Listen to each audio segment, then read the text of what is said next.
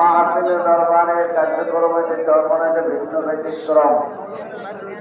কারণ চরমনে মাহফিলে কিছু নয় চোখের পানি দিয়ে, আজকে বিদায় হয় চোখের পানি দিয়ে।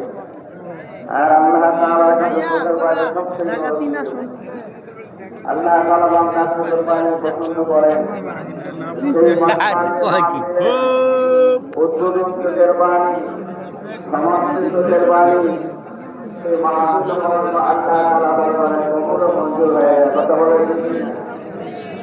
এবং এখানে হাজার হাজার আল্লাহ ওয়ালা আছেন যাদের সাথে যাদের অত্যন্ত গরম, যাদের কলম নেতা এক মোমবাতি যেন লক্ষ মোমবাতি জ্বালানো যায়।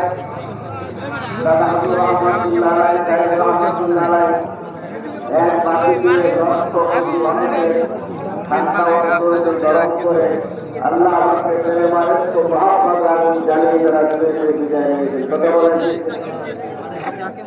বিভিন্ন বয়ান হবে, আলোচনা হবে। আমিরুল মুজাহিদিন হুজুরের আলোচনা করেছেন, লাইভে আমিরুল মুজাহিদিন করবেন। এইটার বয়ানই আমাদের জন্য যথেষ্ট। কথা বলেছেন কিনা? আমি আপনাদের সামনে কোরআনের কারিমের একটি আয়াতে কারিমা তেলাওয়াত করেছি, আবু দাউদ শরীফ থেকে প্রত্যেকটি হাদিস তেলাওয়াত করেছি।